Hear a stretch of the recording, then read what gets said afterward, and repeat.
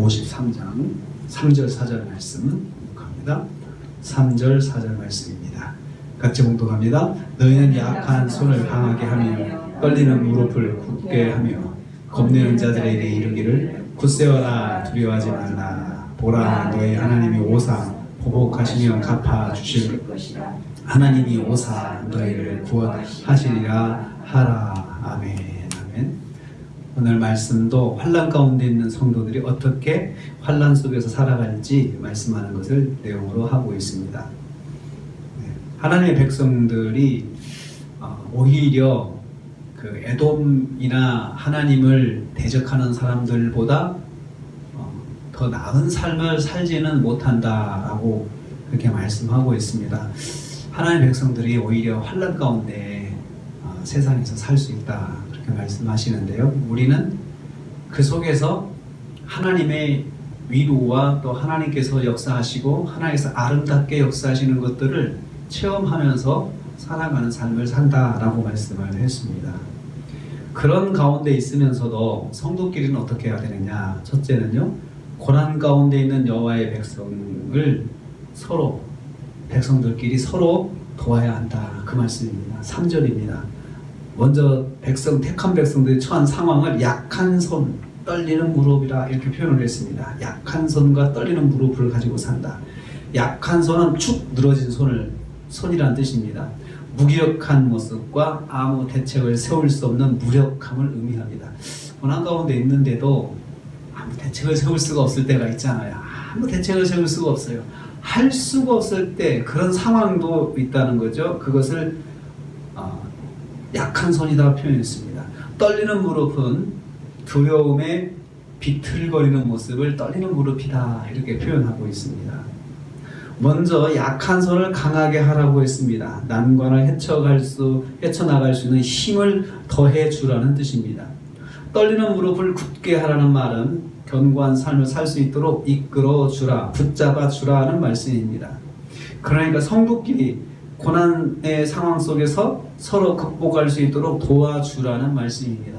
그러니까 나도 힘든데 다른 사람도 힘들다 그러면 나도 힘드니까 나도 우선 내 코가 석잔데 나부터 챙기고 보자, 이런 마음을 우리가 가질 수 있는데, 교회는 성도들끼리 서로 어려운 가운데 있을 때 그래도 나보다 더 어려운 가운데 있는 사람을 좀 붙잡아주고 더 세워주고 그렇게 하라는 것입니다. 그 말씀입니다. 하나님 백성 공동체는 고난 속에서도 서로 특별한 도움을 주며 살아야 한다는 것입니다. 두 번째로 4절에 보면 겁내는 자들에게 말을 하라. 겁내는 자들에게는 이런 말을 하라 이렇게 말씀합니다. 4절입니다. 겁내는 자들이란 뜻은 핍박과 고통으로 인해서 두려움에 빠진 사람들입니다. 그래서 마음이 물처럼 녹아있는 상태, 이걸 겁내는 사람이라는 뜻입니다. 그러니까 마음의 고통까지 오는 거죠. 육체적 고통, 환경의 고통은 결국 마음까지 힘들게 하잖아요. 그래서 그런 가운데 있으신 분들이 되게 마음의 병까지 오잖아요. 마음이 너무 긴장하고 힘드니까. 그래서 이제 마음까지 위축되어 있는데 너희는 말하라 이렇게 말씀. 너희는 겁내는 자들에게 이르기를 이런 말을 해주라 라고 했습니다. 너희는 같은 고난 가운데 있는 택한 백성들입니다. 서로 너희에게 하나님께서 너희가 그렇게 해야 된다라고 지금 말씀을 해주고 있습니다. 공동체의 성도들입니다. 하나님의 백성은 고난으로 마음까지 고통받고 있는 하나님의 택한 백성을 위로하는 말을 서로 하라는 그런 뜻입니다. 모두가 어려운 가운데 있을 때 나보다 더 어려운 가운데 있는 성도를 위로하고 격려하는 말을 하는 것이 믿음의 공동체의 아름다운 모습입니다. 이렇게 해서 고난을 이기고 믿음을 지켜나갈 수 있도록 서로 힘을 줘야 된다는 것이죠. 그래서 서로 위로의 말을 할 준비를 해야 된다. 그래도 나도 힘들어도 더 힘든 사람에게 뭔가 위로의 말을 해줄 수 있는 마음의 여력을 가지고 살아야 된다. 이렇게 말씀합니다. 믿음의 공동체는 고난 속에서 더욱 서로 위로하고 세워지는 공동체입니다. 그러면 뭐라고 말을 해야 됩니까? 4절 후반부에 나와 있습니다. 겁내는 자들에게 무슨 말을 해야 될까요? 굳세어라, 두려워하지 말라고 위로해야 합니다. 겁내는 사람들이 마음을 강하게 하도록 격려하는 것입니다. 두려움을 이기고 믿음을 지킬 수 있도록 힘을 더해 주는 것입니다. 또 뭐라고 계속해서 해야 됩니까? 하나님이 오셔서 보복하시며 갚아주실 것이다.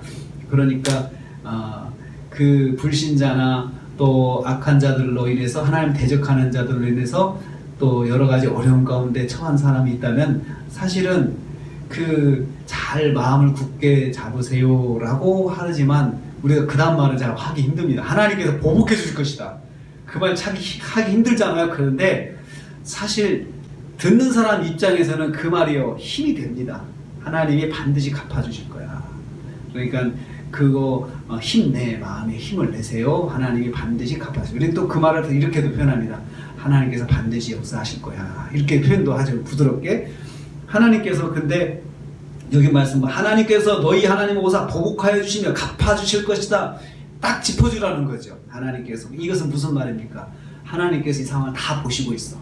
보시면서 지금 참고 계시는데 나를 위해서 지금 기다리고 계시는데 하나님이 반드시 우리 믿음의 성도가 당한 고통에 대해서는 반드시 오셔서 갚으신다. 오신다는 게 뭐예요? 직접 역사하신다는, 직접 여기 나와 함께 하셔서 나의 모든 그 어려움들에 대해서 다 아시니까 그 아시는 대로 그대로 갚아주실 것이다 라고 말을 하라는 것입니다. 또 하나님이 오셔서 구원해 주실 것이다 라고 해야 한다 했습니다. 하나님께서 반드시 직접 역사하셔서 고난 중에 있는 성도를 구원해 주실 것이다 위로하라는 말씀입니다. 그래서 여기 말씀 보면 하나님이 오신다, 하나님이 오신다 그 말이 두 번 반복되고 있습니다. 이 말은 하나님이 직접 내방하셔서 나에게 찾아오셔서 내가 볼 수 있도록, 내가 직접 느낄 수 있도록 다른 누구의 손길이 아니고 하나님께서 역사하신다라는 것을 하나님께서 보여주시겠다 그렇게 하실 거니까 그 말을 꼭 해주라 그렇게 말씀하고 있습니다. 고난 중에도 소망을 가지도록 격려하라는 것입니다. 그래서 교회가 어려움에 있을 수 있습니다. 그렇지만 그 가운데서 믿음을 지켜내고, 사실 우리도 사람인지라 아무리 믿음이 강해도 마음이 무너지는 건 어쩔 수가 없습니다. 사람이기 때문에 힘들고 연약해지는 건 어쩔 수가 없죠. 그럴 때 옆에서 성도가 붙잡아줘라. 나도 힘들지만 나보다 더 힘든 사람 보이면 또 붙잡아줘라. 서로 그래야 서로가 위로를 받죠. 당신도 힘든데 또 나한테까지 이렇게 와서 이런 말을 또 해줍니까 하고 마음에 감동받고 또 위로를 받죠. 믿음의 공동체 안에서는 성도가 가장 큰 위로입니다. 성도가 위로해줘야 됩니다. 우리가 믿음으로 위로해줘야 됩니다. 그래서 그분들을 위해서 우리가 기도해주죠. 또 특별 기도회를 만들어가지고 기도도 해주고 또 힘을 얻도록 우리가 또 격려도 해주고 그러는 것입니다. 그것이 바로 믿음의 공동체입니다. 하나님께서 바라시는 우리 믿음의 공동체의 모습은 바로 환난 가운데도 서로 위로하라는 말씀. 그래서 초대교회도 이 말씀 의지하고 그 교회가 어려울 때 서로 위로하고 격려했습니다. 서로 격려해서 바울의 편지를 보면은 그 위로하라는 말이 많이 들어가 있습니다. 서로 교회가 어려운 가운데 있을 때. 그래서 오늘 우리는 우리 성도들끼리 서로 위로하는 말로 도와주시고, 그 말이 무슨 힘이 되겠습니까? 말은 힘이 됩니다. 돌아서 보면 그 말이 힘이었다는 걸 깨닫거든요. 힘들 때는 별로 말이 안 들릴 수도 있습니다. 그렇지만 그래도 말을 해주면 나중에는 그 말이 도움이 됐다라는 감정을 들을 수가 있습니다. 오늘도 우리가 하루를 삽니다. 우리가 살면서 나만 보고 살지 말고 내 주변에 약한 손, 떨리는 무릎 가운데 있는 성도가 있다면 위로의 말로 힘을 내시라고 또 기도해 주시고 세워주시고, 그래서 우리가 믿음의 공동체다, 하나님 자녀로서 함께 하나님 나라에 있는 가족이다, 공동체다라는 것을 느낄 수 있도록 이렇게 세우면서 섬기면서 사시는 하루가 되시기를 주님의 이름으로 축복합니다. 주님 감사합니다.